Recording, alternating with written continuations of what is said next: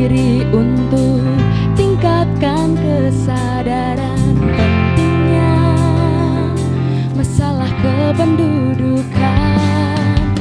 Rencanakan masa depan dengan matang, jauhi nafsa, jangan terjebak pergaulan bebas. Pernikahan usia muda pun agar dihindarkan. Berpikirlah cerdas, sayangi dirimu. Kita percaya kita pasti bisa.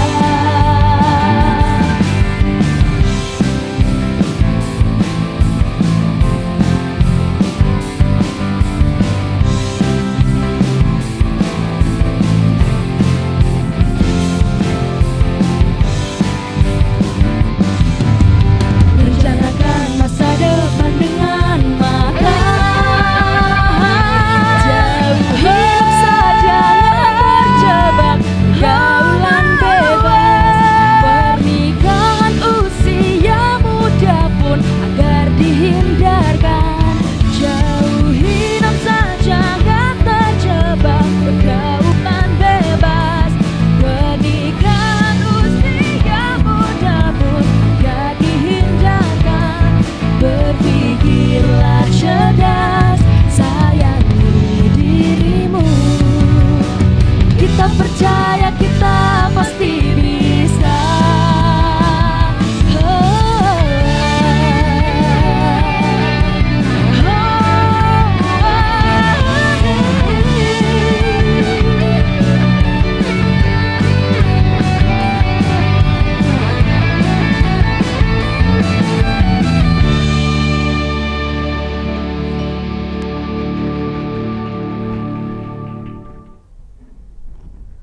Assalamualaikum warahmatullahi wabarakatuh. Waalaikumsalam warahmatullahi wabarakatuh.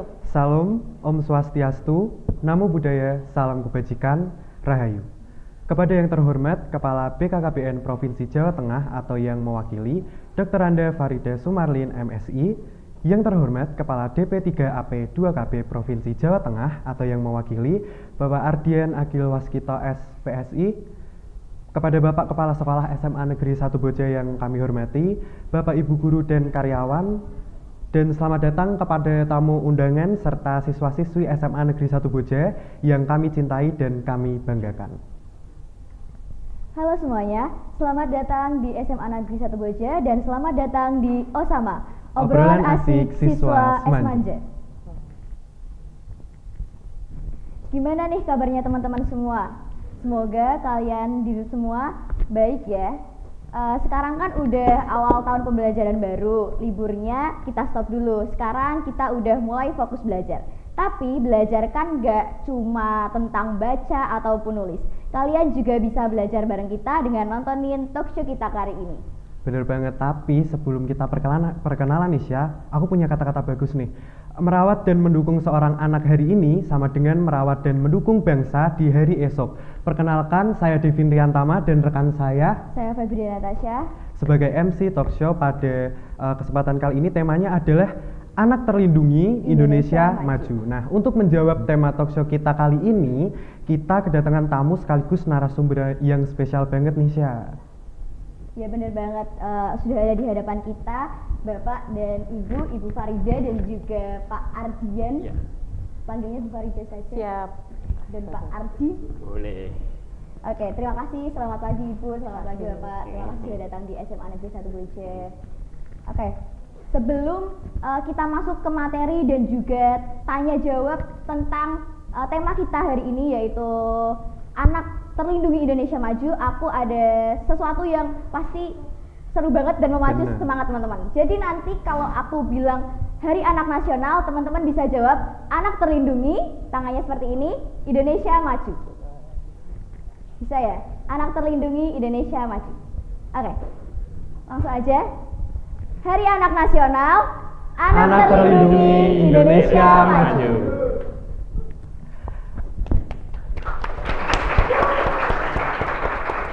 Nah, Syah, kali ini kita sama-sama membahas topik korelasi antara anak yang terlindungi dalam mendukung Indonesia maju. Dan tidak lupa kami mengucapkan Selamat Hari Anak Nasional tahun 2023. Nah, untuk mengawali pertanyaan pada pagi hari ini, saya ingin bertanya kepada Ibu Farida.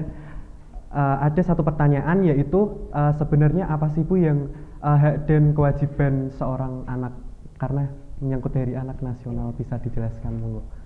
Siap. Tentunya sebelumnya Assalamualaikum warahmatullahi wabarakatuh. Waalaikumsalam warahmatullahi wabarakatuh. Salam sehat sejahtera untuk kita semua. Tentu yang kami hormati Bapak Kepala Sekolah SMA Negeri 1 Boja, Bapak Ibu guru, serta adik-adikku yang cantik dan tampan ya. Sungguh bahagia kami pagi ini bisa bersua dengan adik-adik semua. Dan saya yakin kegiatan ini sungguh luar biasa sebagai inspirasi tentu buat teman-teman kalian yang sebaya ya, supaya tidak hanya kita berjibaku dengan belajar dan belajar, tapi ada sisi lain juga yang harus kalian kembangkan ya, karena nanti ketika terjun ke masyarakat kalian juga harus banyak karya dan inovasi yang harus dikembangkan. Tadi pertanyaannya terkait hak dan kewajiban. Hak kewajiban ya, kita bicara hak dan kewajiban ya, keren nih. Hak dan kewajiban ya adik-adik semua. Asep izin ya manggilnya adik aja ya, biar kita lebih dekat ya. Walaupun sebenarnya usia saya ini bisa saya panggil kalian anak, karena mungkin adik-adik kelas anak saya ya, karena kebetulan anak ibu udah selesai ya sekolahnya, di kuliahnya udah selesai, yang satu sedang menyelesaikan kuliahnya juga. Jadi ini adik-adik anak saya. Adik-adik, hak dan kewajiban. Tentu sebelum kita bicara hak dan kewajiban, ada satu hal yang perlu adik-adik renungkan, bahwa kalian dilahirkan di dunia ini ya menjadi amanah ya buat orang tua ya, untuk ibarat ini adik-adik kan dulu seperti kertas putih ketika dilahirkan ya. Jadi adik-adik warnanya hijau, kuning, merah itu semua yang menuliskan itu orang tua yang mengisi ya artinya ya. Namun demikian adik-adik, kita paham bahwa saat ini negeri kita memang pembangunan ini untuk pembangunan sumber daya manusia ini untuk menyiapkan Indonesia Emas di tahun 2045 ya. Indonesia Emas ini mengisyaratkan nih, tentu basic dasarnya adalah keluarga. Yang menyiapkan ini adalah keluarga ya, SDM itu pasti keluarga. Keluarga di situ ada orang tua, tentunya ayah ibu ya, anak, interaksinya kan kalau keluarga ini seperti itu. Nah, izin adik, memang saat ini ya di kultur di Jawa Tengah ini memang kita banyak menganut, kecenderungannya menganut paternalistik ya. Paternalistik ini memang figur ayah yang menjadi istilahnya nahkoda ya, nahkoda kapalnya ya. Ibu inilah yang dari mulai peran domestik ya, tentu peran yang melekat adalah melahirkan adik-adik ini, menyusui, kemudian membesarkan, menyiapkan. Ini kewajiban orang tua ya, menyiapkan adik-adik dari mulai dulu bayi sampai sekarang segede ini ya. Ini adik-adik cantik-cantik, ganteng-ganteng, tampan ini kan semua peran ibu ya, kan semuanya di sini saya lihat sehat-sehat ya istilahnya ya. Tidak ada yang, apalagi diterima di SMA Negeri 1 Boja ya, luar biasa. Dan SMA Negeri ini juga termasuk SMA keren, juara mewakili se-Jawa Tengah menjadi sekolah siaga kependudukan paripurna yang terbaik. Nah, ini sudah luar biasa ya tentunya ya. Siapa yang ada di situ? Tentu adik-adik ini, dan peran Bapak Ibu guru ini yang luar biasa, bisa sustainable, menciptakan, menyiapkan adik-adik sebagai generasi penerus bangsa, tentunya dengan perhatian yang sama, bisa terstandar ya, sehingga turun temurun ini, maksudnya kakak kelas lulus, adik kelas masuk lagi, terus begitu, semuanya punya kompetensi kualitas yang sama. Ini kehebatan Bapak Ibu guru ya, bagaimana istilahnya berkolaborasi ya semua guru-guru ini dengan metode kurikulum yang ada di sini.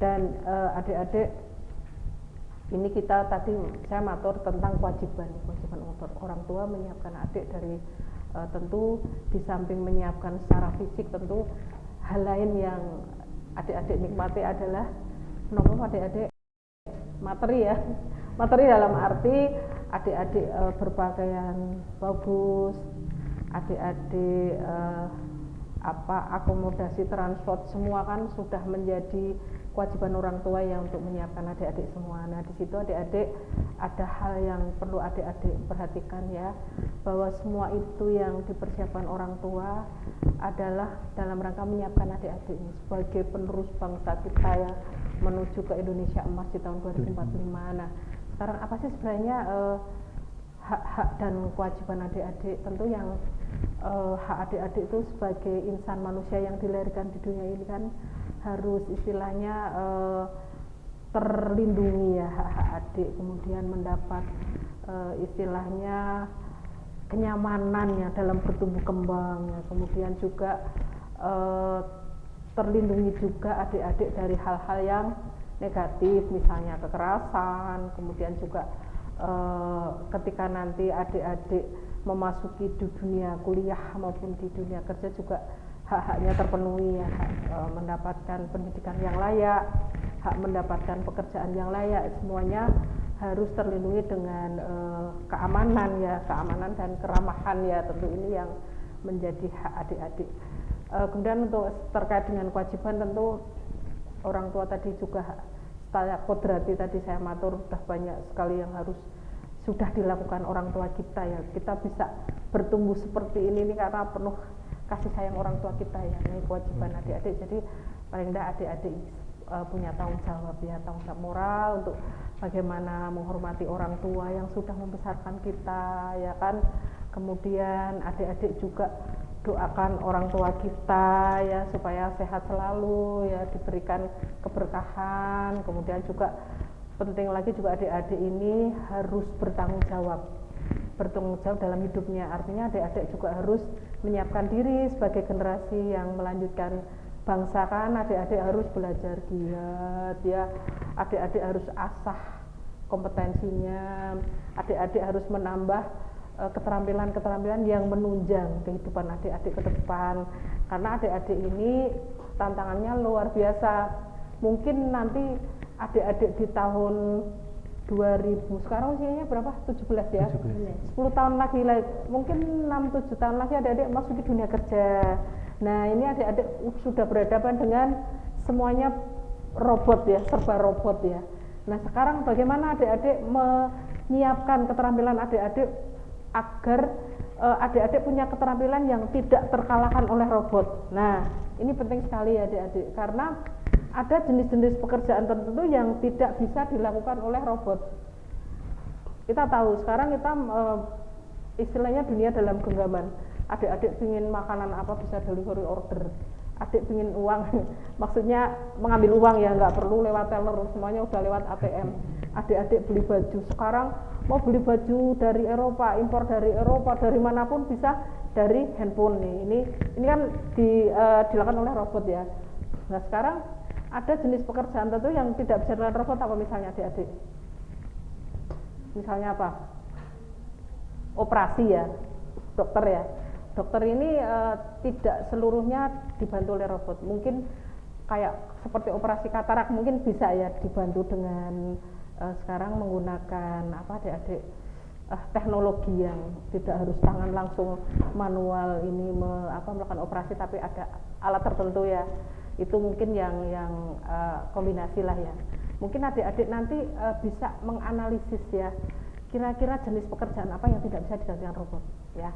Nah, di titik itulah adik-adik nanti bisa masuk, dan kemudian kompetensi apa yang harus saya persiapkan, itu satu. Kemudian yang paling utama adalah bahasa Inggris nih adik-adik ya, kewajiban untuk menambah syukur bahasa Inggrisnya adik tidak hanya pasif tapi harus aktif ya, harus aktif berbahasa Inggris. Syukur-syukur sesekali sekolah ini mengundang native speaker ya. Nah, di situ adik-adik kalau tidak native speaker juga adik-adik diajak ke candi. Mungkin sekarang kalau di Candi Borobudur nggak seperti dulu, masuknya susah ya.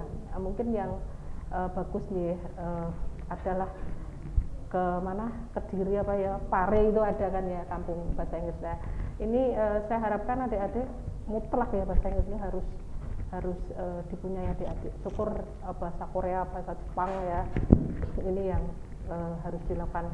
Dan adik-adik penjenengan nanti kompetisinya juga tidak hanya dari dalam negeri ya, tapi juga dari luar negeri ya. Apalagi kalau adik-adik ingin akses bekerja ke luar negeri ya, ke Jepang, karena mungkin adik-adik punya kompetensi, oh ini saya termasuk punya kemampuan dalam hal IT. Adik-adik sekolah teknik dirgantara misalnya ke Jepang, nanti adik-adik lulus dari situ langsung tawaran ke Jepang, kerja di situ. Gajinya itu kemarin sepupu saya tuh gajinya berapa Mbak? 100 juta Mbak di teknik penerbangan di Jepang. Nah ini mungkin adik-adik yang punya potensi yang luar biasa bisa lakukan itu ya.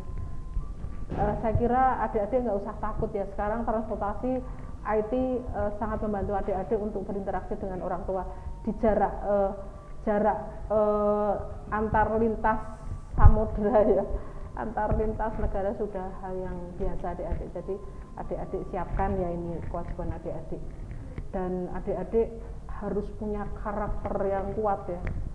Karakter yang kuat apa adik-adik? Artinya adik-adik punya jati diri yang kuat, jangan mudah terpengaruh teman ya. Jangan kalau misalnya temennya bully, jangan dibikin fun aja, jangan terus adik-adik kayak merajuk, jangan ya, harus punya mental yang kuat ya. Itu yang harus adik punyai. Caranya apa adik-adik? Mental yang kuat itu harus dilakukan dengan mengasah dengan apa adik-adik? Adik-adik banyak baca, adik-adik dekat sama yang di atas ya, sama Allah, ini harus diasah.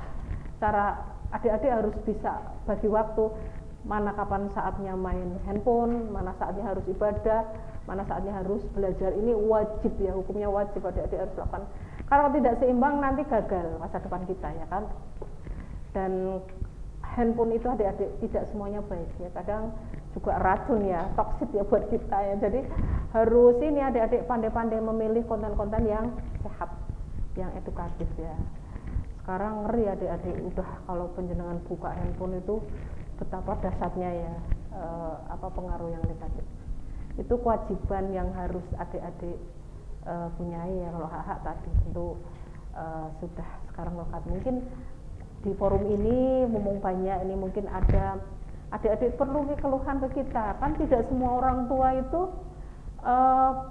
istilahnya memberikan ekspektasi sesuai dengan harapan adik-adik. Dan dialog seperti ini nih kita jadi tahu nih di sisi mana nih orang tua yang kurang memberikan perhatian, memberikan hak-hak pada adik. Nah ini forum ini sangat luar biasa untuk bisa saling menyampaikan informasi. Jadi nanti kita sebagai orang tua yang mungkin zamannya udah beda ya hidupnya ya, adik-adik ini keren di IT ya. Kalau ibu memang termasuk generasi kuno, di IT lemah ya. Jadi ini kita istilahnya kalau dalam teamwork di bekerja itu sekarang kita kolaborasi antar generasi. Jadi harus saling asih-asih. Itu ya yang bisa ibu informasikan. Terima kasih. Saya kembalikan ke. Oke, tadi kan sudah sedikit dijelaskan oleh Ibu Farida mengenai hak, kewajiban, dan juga apa yang harus disiapkan oleh anak mulai dari sekarang. Aku sedikit tertarik dari ucapan Ibu tadi mengenai perlindungan. Perlindungan sebenarnya itu apa sih Bu? Perlindungan, fungsinya, dan apakah apabila hak dan anak itu terlindungi akan berpengaruh dengan masa depan mereka? Oh iya, sangat ya. Oke, terima kasih ya, pertanyaan luar biasa ya. Perlindungan. Perlindungan ini adik-adik memiliki makna yang luas ya.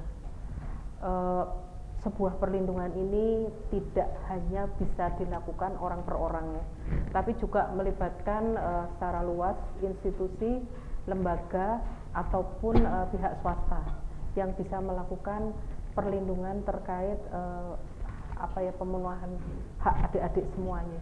Karena perlindungan ini adik-adik sebenarnya ke pemerintahan kita juga sudah ada undang-undang ya, untuk misalnya undang-undang terkait dengan perdagangan anak, ini sudah ada ya.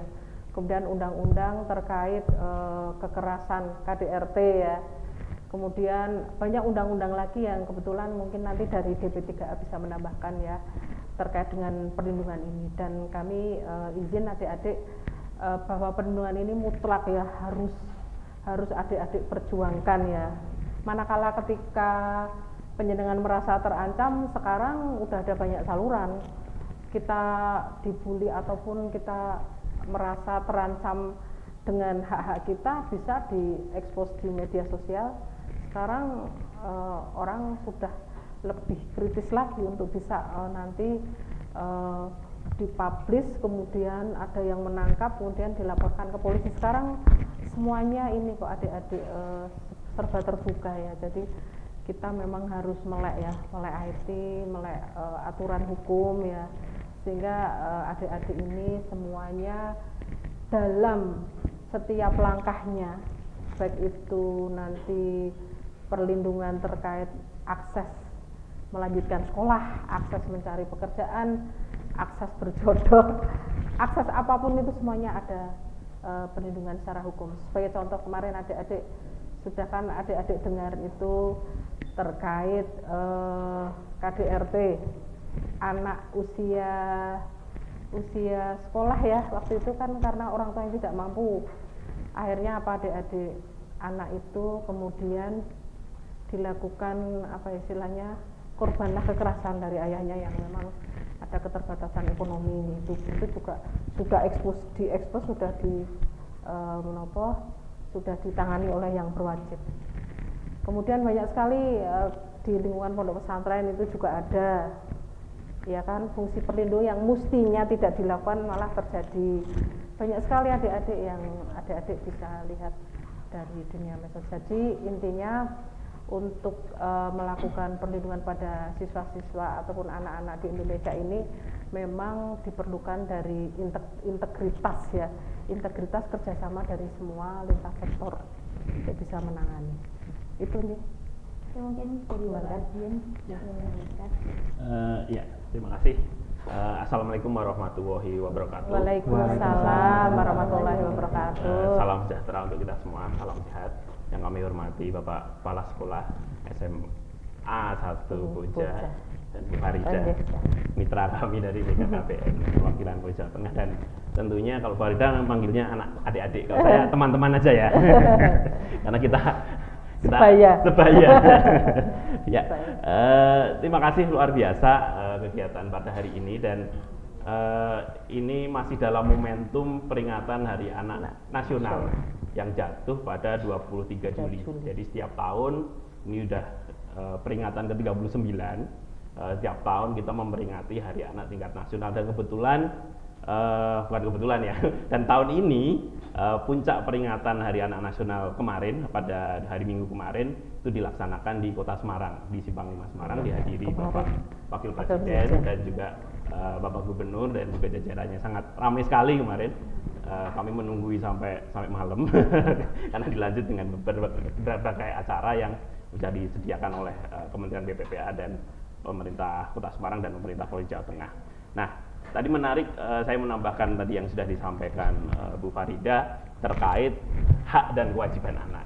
Nah, ini pas banget, karena mengapa sih kita memperingati Hari Anak Nasional? Karena itu sebagai momentum bagi kita, anak-anak, orang dewasa, siapapun, untuk mengenal lagi, mengingat lagi bahwa anak-anak itu punya hak dan kewajiban yang harus kita penuhi oleh orang dewasa, oleh pemerintah, oleh lembaga masyarakat, dunia usaha, media massa, dan lain sebagainya. Nah, hak anak itu sendiri itu sudah merupakan bagian dari hak asasi manusia. Jadi itu sudah dirumuskan oleh Bapak Ibu petinggi negara gitu ya, sejak tahun 80-an dan ditetapkan tahun 1989 oleh Persatuan Bangsa-Bangsa. Nah, dan kita menyebutnya sebagai Konvensi Hak Anak, karena itu adalah konvensi tingkat nasional yang mengikat semua negara anggota PBB termasuk Indonesia yang sudah meratifikasi sejak tahun 1990. Gitu. Nah, apa saja hak-hak anak tadi sudah dijelaskan banyak oleh Bu Farida, tapi untuk memudahkan mengingat ya teman-teman, kita biasanya mengelompokkannya dalam 5 kelompok hak anak. Ada yang pertama kelompok hak sipil dan kebebasan, yang kedua hak lingkungan keluarga dan pengasuhan alternatif, yang ketiga hak kesehatan dan kesejahteraan dasar, yang keempat hak pendidikan, pemanfaatan waktu luang dan kegiatan seni budaya. Jadi waktu luang juga teman-teman ya. Dan yang kelima perlindungan khusus anak. Nah, saya jelaskan sedikit gitu ya. Nanti teman-teman bisa searching kan, sekarang zamannya searching. Yang pertama hak sipil dan kebebasan, ini terkait dengan teman-teman punya hak untuk bersuara. Dan suara itu harus didengar oleh para pemangku kebijakan. Makanya di dalam rangkaian Hari Anak Nasional kemarin ada juga pertemuan Forum Anak Nasional di BPSDMD Provinsi Jawa Tengah. Di sana ada 600 anak dari seluruh Indonesia berkumpul merumuskan yang disebut Suara Anak Indonesia. Nah, Suara Anak Indonesia kemarin disampaikan langsung ke Bapak Wakil Presiden. Ada beberapa isu penting gitu ya terkait dengan hal-hal yang masih perlu didorongkan oleh pemerintah agar anak-anak ini bisa terpenuhi hak-haknya gitu ya. Hak kebebasan termasuk juga bebas dari segala bentuk bullying, dari segala bentuk hal-hal yang merendahkan harkat dan martabat anak-anak. Nah, kemudian yang kedua, hak lingkungan keluarga dan pengasuhan alternatif ini adalah hak yang khas sekali hanya ada pada anak-anak. Karena kalau orang dewasa seperti kita kan nggak perlu diasuh ya Bu. Tapi kalau anak-anak butuh pengasuhan dan pendampingan, terutama oleh keluarganya, oleh ayah dan ibunya. Jadi kita harus memastikan bahwa anak-anak ini diasuh oleh keluarga. Kalaupun kemudian atas satu dan lain hal keluarga utama tidak bisa mengasuh, ada pengasuhan pengganti. Makanya disebut ada pengasuhan alternatif. Dan sebenarnya pengasuhan di panti asuhan itu adalah alternatif paling akhir gitu. Karena berdasarkan banyak penelitian yang terbaik itu adalah di lingkup keluarga. Meskipun dengan menurut saya kondisinya mungkin agak miskin, agak kurang, tapi lingkungan keluarga di mana anak tumbuh kembang itu lebih suportif dalam mendukung tumbuh kembang anak. Dan yang ketiga terkait kesehatan dan kesejahteraan dasar. Dari bahkan kalau di Undang-Undang Perlindungan Anak definisinya adalah anak itu adalah seseorang yang belum berusia 18 tahun termasuk dalam kandungan. Jadi sejak ibu hamil itu anak di dalam kandungan itu punya hak dijamin kesehatannya, dicek dari awal gitu ya. Kalau di BKKBN 1000 HPK dari masa di dalam perut kandungan sampai usia 2 tahun. 2 tahun. Nah, itu dipastikan benar-benar gizi dan lain sebagainya. Sampai kemudian sampai kemudian usia di bawah 18 tahun. Termasuk ketika Covid kemarin gitu kan. Kenapa sih adik-adik lebih baik belajar di rumah, karena itu adalah hak kesehatan kalian agar terhindar dari penyakit menular. Termasuk juga kesejahteraan teman-teman dalam hidup di lingkungan ini. Misalnya, kenapa sih di sekolah menjadi kawasan tanpa rokok? Karena kita tahu bahayanya rokok gitu ya ketika terpapar ke anak-anak. Dan ini sedang kita dorongkan di fasilitas-fasilitas umum juga. Karena anak-anak di sekolah mungkin tidak ada asap rokok, tapi di jalan, di bis, di mana masih ada orang merokok. Nah, harapannya anak-anak ini dari rumah sampai ke sekolah, ketika main di masyarakat juga berada di kawasan yang tanpa rokok. Kemudian terkait juga dengan air bersih, sanitasi dan lain sebagainya. Nah, kemudian yang kelompok keempat adalah tentang pendidikan pemanfaatan waktu luang dan seni budaya. Pendidikan jelas ya teman-teman, wajib belajar 12 tahun sampai lulus SMA, SMK. Nah, ini yang kadang kita lupa, anak-anak juga punya waktu luang. Waktu luang untuk layah-layah gitu ya. Atau istirahat gitu ya. Bermain, kalau anak usia dini malah bermainnya belajar gitu kan. Nah, juga mungkin waktu luang kalian untuk memanfaatkan waktu di luar jam sekolah untuk bisa berkreasi, mengembangkan kreativitas. Zaman sekarang, seperti tadi Bu Farida bilang, sudah menjadi keniscayaan anak-anak itu dengan gadgetnya gitu ya. Nah, harapan kita gitu ya, pesan kita ke anak-anak semua, harapannya jangan jadikan gadget itu jadi hanya scroll aja gitu ya, tapi berkreasilah di sana. Jangan jadi konsumen, tapi jadikan produsen konten yang positif gitu ya. Nah, ini harapannya ketika kita memberikan akses pemanfaatan waktu luang yang positif, teman-teman juga bisa belajar hal-hal yang positif di situ, termasuk seni budaya. Kenapa penting? Karena unggah-ungguh, toto promo tadi ya, harus menghormati orang tua dan lain sebagainya, itu ditanamkan di aktivitas-aktivitas seni dan budaya. Dan yang kelima itu perlindungan khusus tadi yang ditanyakan ya, apa sih? Bagaimana sih kita harus melindungi? Ini terkait dengan perlindungan anak-anak dari segala bentuk kekerasan, perlindungan ketika anak-anak dalam situasi yang rentan bagi mereka, seperti situasi bencana misalnya, atau anak-anak minoritas dan lain sebagainya. Jadi pemerintah didukung dengan lembaga masyarakat, perguruan tinggi, media massa, dunia usaha harus bersama-sama nih melindungi, termasuk di level sekolah. Makanya di level sekolah kami juga ada program sekolah ramah anak, memastikan hak-hak itu tadi itu juga bisa dipenuhi di level sekolah, selain kemudian di level rumah, di level lingkungan masyarakat. Nah, kemudian apa itu kewajibannya di Undang-Undang Perlindungan Anak? Sebenarnya disebutkan kewajibannya seperti tadi disampaikan Farida, menghormati orang tua, beribadah sesuai dengan agamanya, menghormati lingkungan dan lain sebagainya. Tapi penekanannya kewajiban itu tidak datang ujuk-ujuk gitu ya. Anak harus, waduh aku harus tiba-tiba lahir punya kewajiban. Tapi anak kan kita memahami bahwa mereka proses belajar bertumbuh menjadi dewasa. Jadi ini kewajiban anak juga menjadi kewajiban orang dewasa untuk memberikan hak mereka, memahami bagaimana caranya menghormati orang tua. Makanya perlu keteladanan di situ. Bagaimana sih beribadat sesuai agamanya, perlu bimbingan dari orang tua dan tokoh agama untuk bisa anak-anak benar-benar memahami beribadat dengan baik, kemudian menghormati lingkungannya dan lain sebagainya. Ini itu tambahan dari saya. Nah, ada sesuatu yang saya ingin tanyakan kepada Pak Ardian. Kan sekarang marak sekali Pak isu-isu tentang kekerasan anak, apalagi yang sedang gencar-gencarnya adalah pembulian. Oke. Nah, apakah pembulian ini termasuk salah satu akibat dari ketidakterlindunginya seorang anak? Ya. Gitu. Ya, ini menarik bullying gitu ya. Bullying itu marak gitu ya. Sebenarnya sudah ada dari zaman kita ya. Iya, istilahnya ya. Istilahnya aja tapi kita belum ngeh kalau itu adalah bullying gitu ya. Iya. Ejek-ejekan nama bapak itu sejak bapak saya itu sudah ada. Atau kalau dulu mungkin lebih parah lagi gitu ya. Ada pemukulan dan lain sebagainya. Itu kan bullying juga jenisnya ada beberapa macam gitu ya.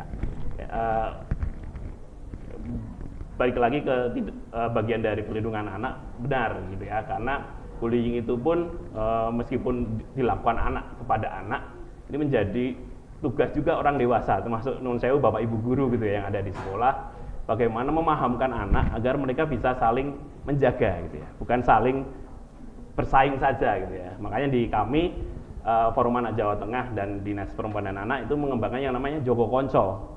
Jadi sama teman itu harusnya saling jaga loh, bukan saling membuli, bukan saling mengejek. Jika ada teman yang mungkin nun sewu secara penampilan mungkin tidak bersih dan lain sebagainya, teman-teman bisa menjaga. Ini kenapa sih?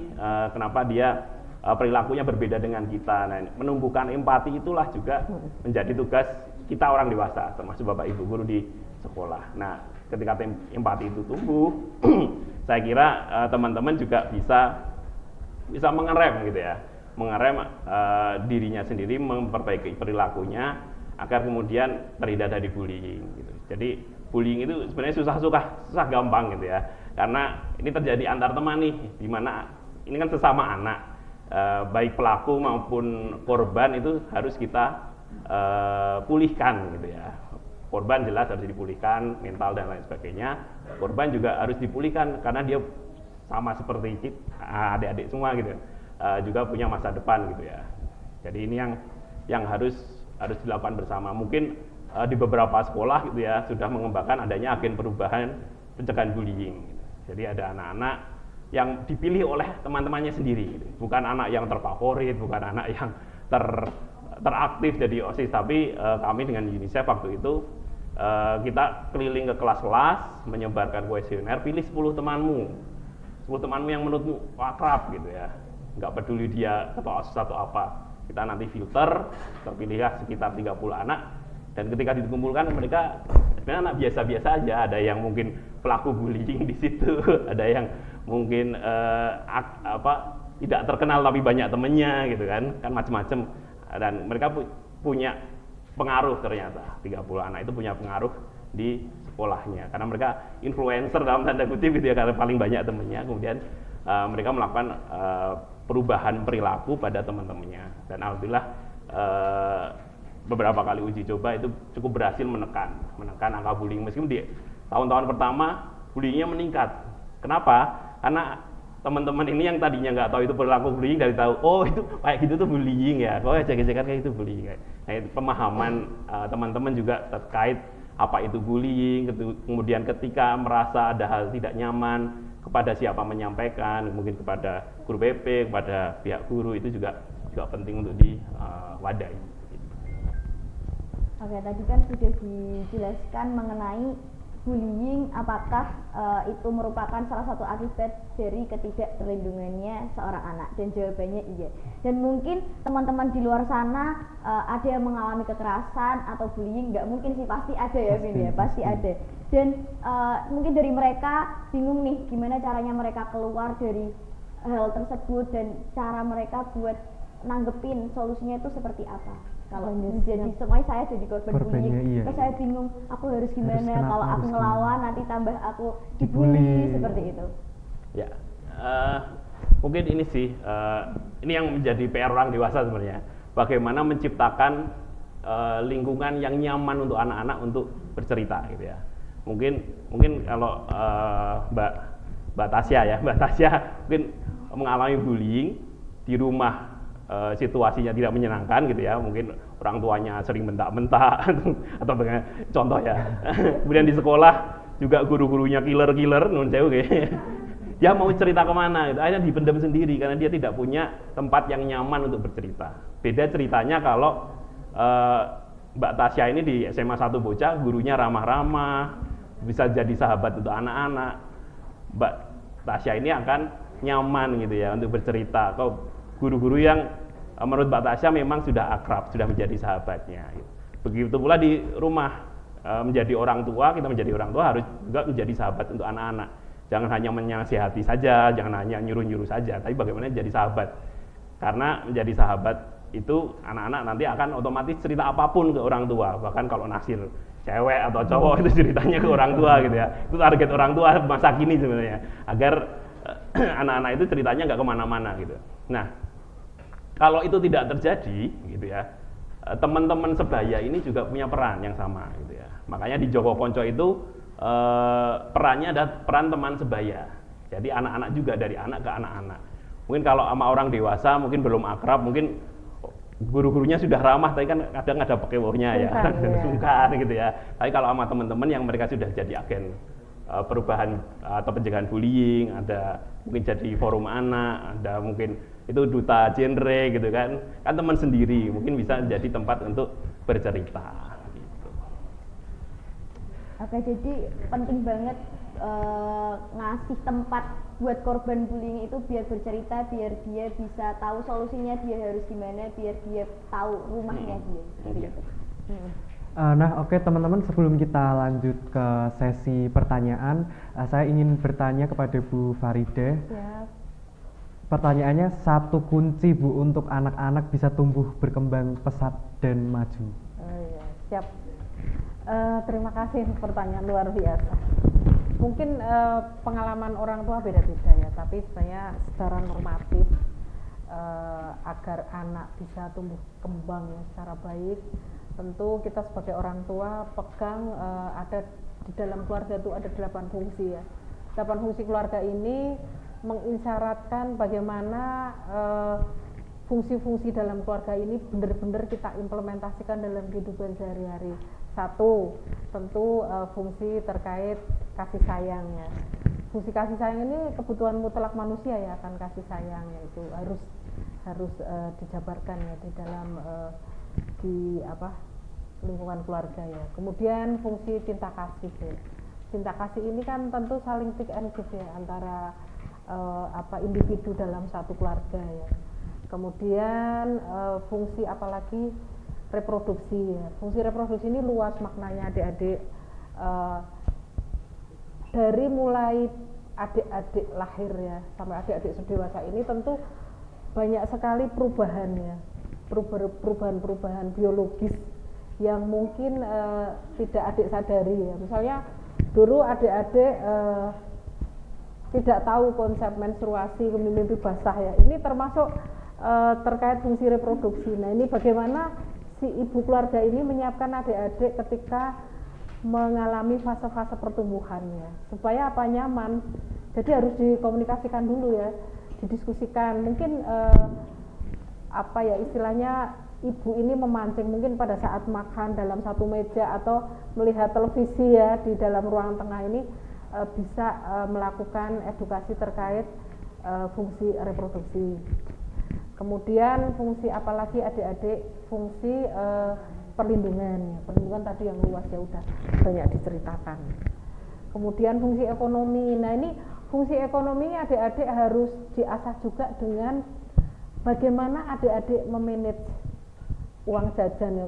Seusia sekarang ya, bagaimana ayah atau ibu adik-adik itu memberi uang untuk dikelola adik-adik, walaupun mungkin hanya Rp1.000 ya, untuk jajan berapa, untuk ditabung berapa, ini termasuk fungsi ekonomi yang harus mulai adik-adik lakukan. Terus kemudian adik-adik juga harus mengasah jiwa entrepreneur ya.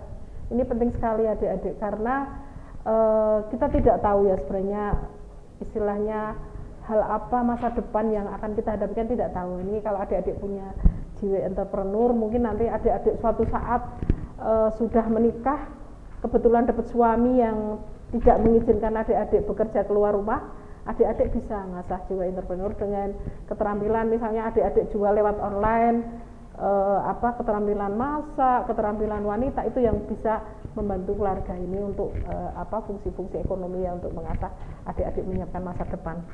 Kemudian fungsi agama ini udah pasti ya, udah pasti fungsi agama ini harus benar-benar dijalankan ya, karena ibarat orang hidup ini adik-adik tanpa agama itu seperti kita buta ya.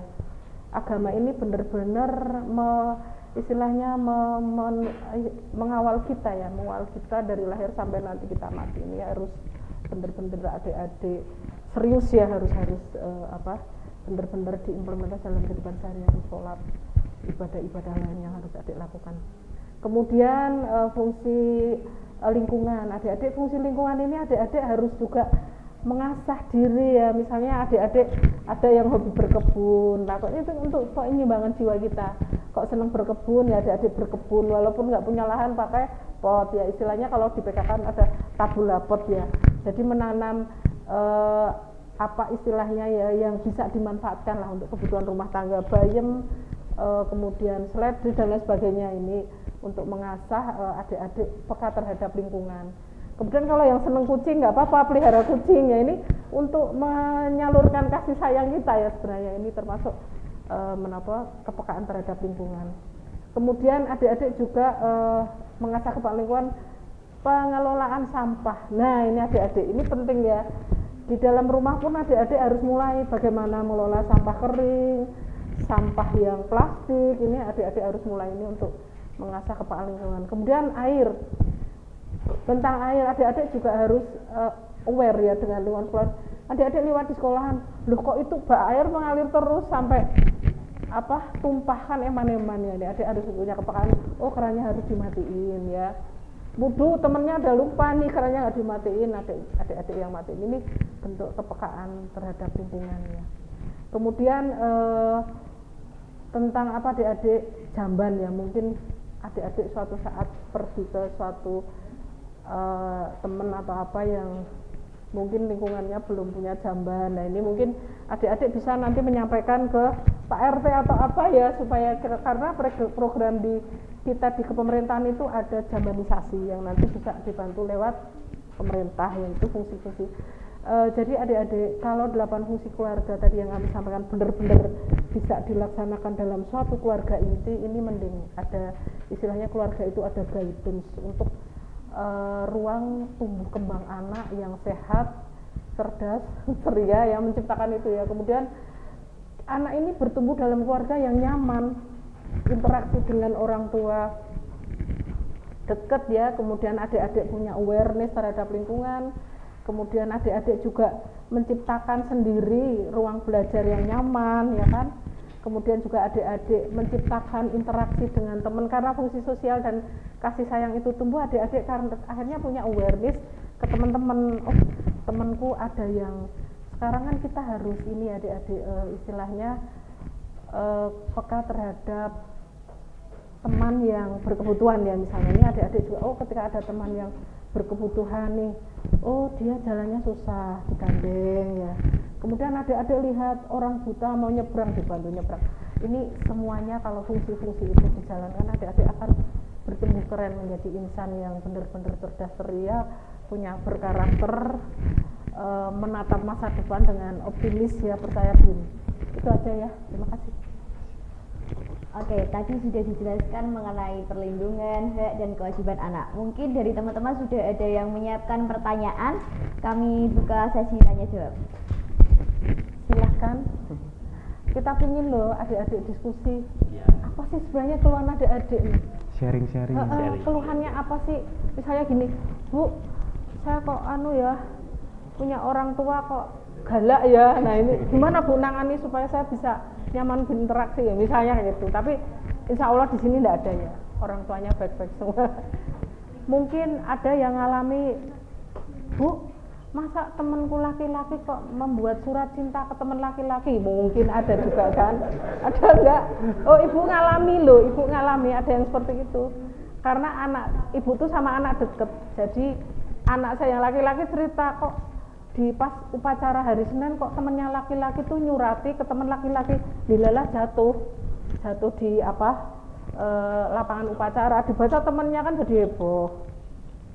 Itu tuh semacam ini adik-adik ada, cuman kan kadang di budaya kita kan budaya masih istilahnya menganut sopan santun yang tinggi ya, jadi nggak akan sampai cerita hal-hal yang sangat sensitif gitu.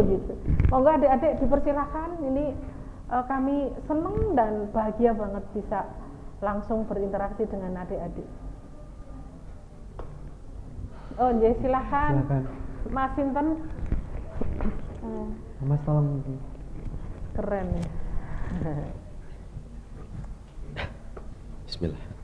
Assalamualaikum warahmatullahi wabarakatuh. Waalaikumsalam warahmatullahi wabarakatuh. Dari Ibu di sini saya mau tanya, bagaimana sih caranya anak bisa berkembang jika lingkungan di keluarga tidak mendukung anaknya sendiri? Seperti contoh, orang tua tidak pernah ingin tahu kebiasaan anak dan keseharian anaknya. Terima kasih. Oh iya, ya. Dengan Ibu ya. Keren ya. Keren nih adik-adik. Mas siapa namanya? Mas Kaisul Islam. Oh, manggilnya Mas Islam. Mas Islam. Ajul. Gimana sih? Ini Asal sekolah dari SMP 1 Boja, tapi sekarang udah di sini, udah semaja. Kelas dari kelas 10E. Kelas 10 kemarin. Siswa baru ya. Siswa baru. Ya keren. Nanti ditambahkan ya Iya, saya. iya. Oke Mas Islam ya Mang. Isul apa? Isul. Aicul. Namanya susah banget ya. Mas Aisul ini sepertinya dari keluarga luar Jawa ya Mas? Tidak. Oh enggak. Saya kira bapak ibunya dari luar Jawa ya. Keren Mas.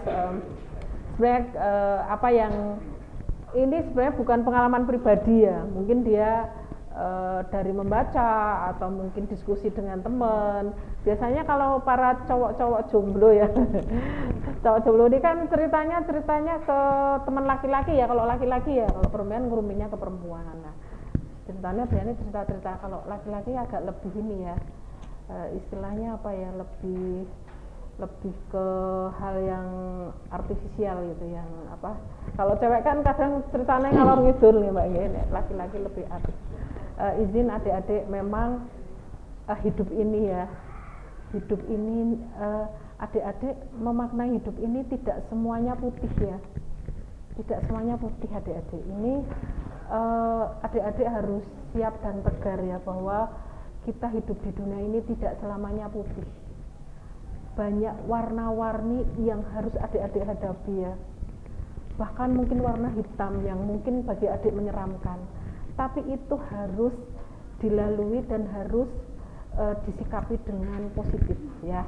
Nah sekarang suatu saat adik-adik mendapat tantangannya, misalnya tantangan adik-adik yang bikin galau ya, mungkin bikin galau, adik-adik melihat teman sebelahnya adik-adik, ih enak banget ya, orang tuanya baik, setiap minggu, mungkin setiap bulan diajak piknik, terus jangan main ke sana, adik-adik main ke sana, ih makanannya pun enak-enak ya, semuanya serba ada daging, ada protein hewanya lengkap gitu, ada buah. Aku pun ke sana nyaman karena banyak suguhan-suguhan yang aku tidak dapat di rumahku. Nah, ini adik-adik harus bersikap positif ya, jangan dimaknai negatif keadaan sendiri ya. Karena apa adik-adik? Allah melahirkan kita itu memang menjadi insan yang istilahnya insan yang beriman, yang adik-adik harus siap dengan berbagai ujian dari Allah, ya kan?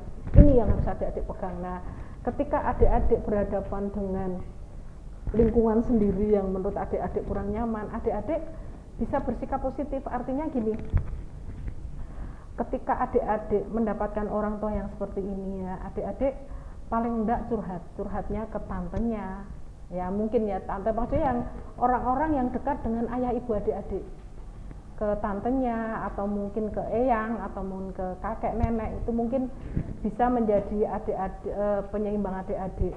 Paling enggak gini adik-adik, ketika adik-adik curhat mendapatkan orang tua seperti ini, nanti biasanya kalau orang udah dewasa akan memberikan jawaban yang positif. Cobalah nak, ayahmu tuh dulu tuh kasihan, ayahmu tuh dilahirkan ibunya sudah meninggal, ini aku Mbah Kakung saksi hidupnya, jadi ayahmu tidak punya konsep diri yang baik untuk bagaimana sih mengawal anak yang baik dan sehat dan seharusnya seperti apa. Mungkin itulah konsep ayahmu yang kamu mau nggak mau, suka nggak suka, kamu harus menerimanya gitu. Biasanya kalau orang dewasa memberikan nasihat yang positif. Nah, sekarang kamu yang penting tunjukkan ya, kamu belajar yang baik. Suatu saat ketika kelak kamu menjadi orang tua, janganlah sikap seperti itu kamu contoh gitu ya. Nah, terus kemudian adik-adik mengembangkan diri. Oh, aku punya orang tua yang tidak sesuai dengan harapanku.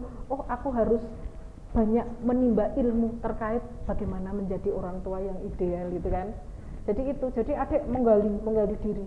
Jangan terjebak dalam permasalahan yang justru nanti kalau adik-adik negatif thinking nanti malah menjadi kurang produktif ya adik-adik. Jadi itu usahakan selalu segala sesuatu itu harus positif thinkingnya. Jangan sedikit pun adik masukkan hal-hal yang negatif ke hati nurani kita. Karena kalau adik-adik selalu positif thinking, nanti pancaran adik-adik positif terus. Tidak ada hal negatif yang nempel di mindset kita ya. Jadi sesuatu maknai dengan positif thinking itu perlu belajar ya. Belajar keras. Kadang kontra dengan hati nurani kita ya. Misalnya gini, ini yang adik-adik yang pernah mengalami masa puber ya. Ini yang cowok-cowok nih, itu gadis cantik banget ya, sangat mempesona. Kalau pakai kerudung, aduh cantik banget, badannya bagus, tinggi, kulitnya bersih ya. Nah, tapi aku jatuh cinta, aku pingin meraih itu kok susah ya, kok malah didekati sama itu ya, gitu kan. Itu hal-hal kondisi yang membuat kadang cowok kecewa karena dia tidak bisa meraih itu. Tapi akhirnya gini memaknainya yang cowok ini, biarlah yang penting aku hanya bisa menatapnya, bisa menikmati kecantikannya. Toh menikmati tidak harus memiliki ya kan, tapi sudah menikmati, bener-bener cantik ya Allah, mudah-mudahan nanti aku berjodoh dengan wanita seperti itu gitu kan. Akhirnya berdoa yakin kalau berdoa pasti Allah akan beri itu adik-adik ya. Jadi semangat, jadi segala sesuatu jangan dimaknai dengan negatif, pancarkan positif thinking. Kalau adik-adik nggak mampu jawaban yang tepat, adik-adik bisa memperdalam literasi atau diskusi dengan orang yang punya kemampuan, kompetensi yang sesuai harapan adik-adik. Oke, gitu ya. Semangat ya Mas Iqbal ya. Ya. Tadi kayaknya yang angkat tangan ada Ya satu Mas lagi itu ya. Mas Genre ya. Mas Genre. Adik Genre nih. Juara 1 ya, keren ya. Baik, terima kasih atas waktunya Ibu. Sebelumnya perkenalkan, nama saya Muhammad Adi Bramantio, Duta Genre Kabupaten Kendal tahun 2023. Pada masa sekarang banyak anak-anak yang terkena pelecehan seksual, mau itu secara langsung ataupun tidak langsung. serta ada beberapa anak yang mengalami pelecehan seksual tanpa mereka sadari. Bagaimana tindakan pertama kita sebagai remaja untuk menolong anak yang terkena pelecehan seksual? Terima kasih. Ya, ini Mas Ardian dulu nih yang jawab. Ya nanti terus saya. Oke. Monggo Mas Ardian. Matur nuwun Mas. Mas siapa panggilannya? Adi. Mas Adi. Mas Adi. Luar biasa. Saya kira pelecehan seksual ini sekarang kami sedang fokus ke yang di ranah daring juga. Karena kami sudah pernah melakukan polling anak Jawa Tengah, pola. Udah pernah mengisi? Karena udah pernah ya, udah pernah. Karena respondennya itu hampir seluruh sekolah SMA, SMK di Jawa Tengah. Kami bersurat ke Dinas Pendidikan dan juga MA, MTS melalui Kemenak gitu ya. Salah satu yang mencengangkan gitu ya, 80% anak itu ya, dari sekitar 16.000 responden di pola itu mengaku pernah mengalami kekerasan seksual online. Baik itu di share video porno, baik itu mungkin ada chat-chat yang mengarah ke hal-hal seksual gitu ya. Artinya anak-anak kita saat ini sangat rentan gitu ya, terhadap kasus-kasus kekerasan seksual. Apalagi online gitu ya. Mungkin online tidak bersentuhan fisik, tapi itu sama-sama melukai psikis dan banyak sekali anak-anak, karena dari hasil polling juga hampir 70% tidak tahu harus ngapain gitu. Mereka merasa sedih, mereka merasa kecewa, mereka merasa terpuruk, tapi harus ngapain ya? Kemudian dipendam sendiri. Ya ini saya titip ke Mas Adi sebagai duta genre dan mungkin teman-temannya ya di forum genre nanti bisa berkolaborasi dengan forum anak Jawa Tengah, dengan forum anak Kabupaten Kendal. Ayo bersama-sama jadi sahabat-sahabat mereka. Karena mereka tuh nggak tahu harus ngapain. Sementara saya kira teman-teman genre, teman-teman forum anak itu lebih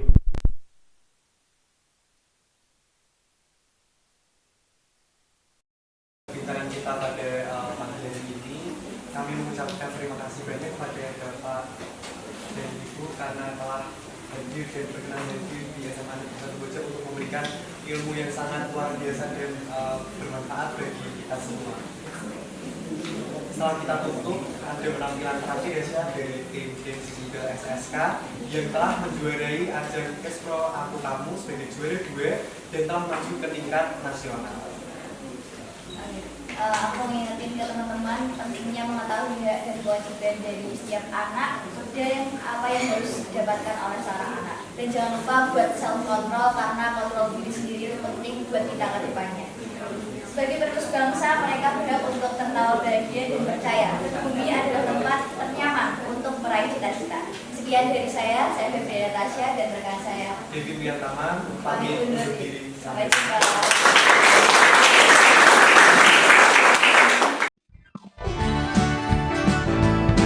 Ojo